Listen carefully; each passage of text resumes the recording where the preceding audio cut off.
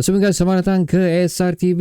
Okey, aku tahu perlawanan ni telah lebih kurang 3 ke 4 hari lepas waktu menentang KL City ni, 9 hari bulan tempoh hari berlangsung di Sumrikas, di mana kita seri pada perlawanan tersebut sebanyak 1-1, di mana KL City mendahului kita lah.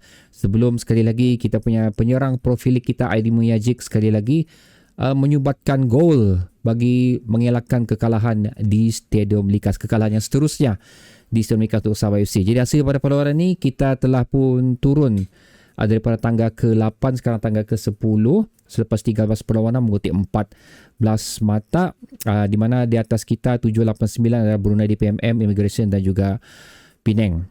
Okay, so aku ada benda yang aku mau ceritakan sebenarnya. That's why kenapa aku tetap ingin mengeluarkan video ni walaupun sudah lambat, sebelum aku beralih kepada video-video yang lain lah.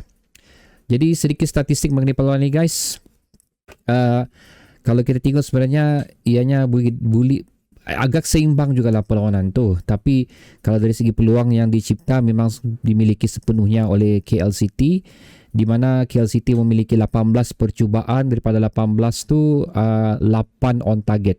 Jika dibandingkan dengan Sabah 7 percubaan, daripada 7 tu 3 saja on target lah. Walau macam mana pun inilah yang ingin aku ceritakan di sini, di mana satu yang pentingnya di sini adalah ketajaman Aidin Muyajic masih lagi terserlah di sepanjang persaingan Liga Super ni selepas berakhirnya kempen di Piala FA, di mana aku tengok di sini Aidin menemukan sentuhan dia sewaktu beraksi di saingan Piala FA lah sebenarnya. Di situlah dia dapat mengembalikan keyakinan dia dan terus menjadikan gol demi gol pada tiap-tiap perlawanan yang berlangsung di saingan Liga Super setakat ni.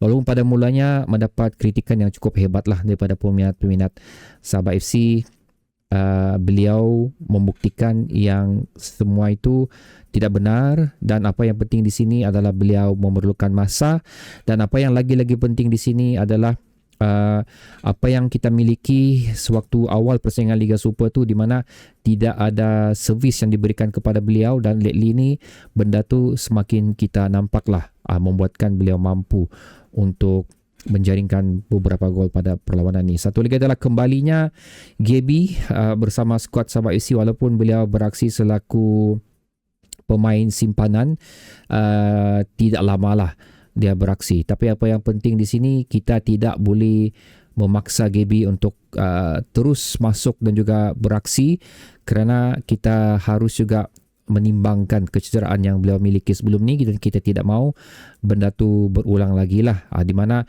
agak lama Gaby tidak bersama Sabah FC, dan ini yang memberi impact untuk kita juga. So ini adalah merupakan bagi aku perlawanan pemanas badan untuk Gaby, dan kita harapkan segala apa masalah yang beliau lalui sebelum ni telah pulih sepenuhnya dan boleh digunakan pada sepenuh masalah, ataupun as a starting 11. Itu yang pentingnya di sini, dan nampak kita macam begitu selesa lah untuk menyerap serangan apabila Gaby berada, walaupun sekali lagi tidak begitu lama berada di atas padang pada masa itu. Dan satu lagi adalah cerita mengenai Altolinos. So ini adalah perlawanan ketiga beliau. So far semua fail lah. Dia kalah 1, dia seri 1, dia menang 1. Semua sudah dimiliki sekarang ni. Apa yang penting di sini adalah untuk Altolinos terus cuba untuk menyesuaikan diri kembali ke saingan Liga Super, dan selaku head coach dan seterusnya menggunakan apa yang dimiliki hasil peninggalan JP ini untuk sama ada mengekalkan apa yang telah diterapkan oleh JP atau menambah baik apa yang ditinggalkan oleh JP. So as for now, aku nampak okey lah. Aku redha memang kita berada di pasukan yang berada di mid table sekarang ni, hasil daripada keputusan-keputusan yang kita lalui. Dan untuk pemikiran mid table tu, aku merasakan kita berada dalam keadaan yang okey lah sebenarnya. Walaupun aku tak boleh lari daripada kita punya kehebatan pasukan kita pada 3 musim lepas ni, tapi aku terpaksa akur jugalah dengan apa yang kita miliki untuk 2025-2026 ni. So far aku berpuas hati. Di sini juga aku ingin bercerita mengenai sekali lagi, adakah ada dua benda lah. Adakah akan dimasukkan satu coach baru, dan adakah pengambilan pemain import tu akan dilakukan, pemain baru lah, bukan saja import, pemain tempatan dan pemain baru akan dilakukan dengan segera oleh Kelab Sabah FC. Nah, kerana mengikut news yang telah dibincangkan, mereka ingin maksudnya pasukan Sabah FC ingin berbincang dengan board of director dulu sama ada benda tu boleh dilakukan ataupun tidak. Cuma apa yang kita perhatikan di sini, kita tinggal 11 perlawanan sahaja lagi. So adakah benda itu berbaloi untuk kita lakukan? Kerana maksudnya kontrak yang dimiliki oleh player sekiranya betul dibawa masuk, kontrak tu akan bertahan sampai Mei, April, Mei, bulan 5. So adakah benda tu macam betul-betul berbaloi untuk dilakukan lah. So selepas habis saingan Liga Super ni, satu lagi rombakan akan dilakukan oleh head coach baru sekiranya head coach baru tu dimasukkan. So itu adalah benda yang aku fikirkan di sinilah tentang apa yang bakal dilakukan oleh Sabah FC, dan benda ni aku akan bincangkan di video yang akan datang lah bagi pengisian-pengisian yang seterusnya. So kembali kepada perlawanan menentang KL City ni guys, bagi aku again, aku tidak sebenarnya mengharapkan apa-apa benda yang besar akan berlaku pada perlawanan ini, seperti mana juga sewaktu menentang Terengganu tempoh hari. Walaupun kita memenangi perlawanan tu, perlawanan away, perlawanan Sabah walaupun di Likas ni, sekali lagi aku tidak memandang ianya satu benda yang macam bilang orang kita akan bukan berhabisan lah, akan memperbaiki kedudukan kita, kerana pada masa tu kita menentang pasukan yang berada di tangga kedua saingan Liga Super, maksudnya pasukan yang berada di top 3 lah.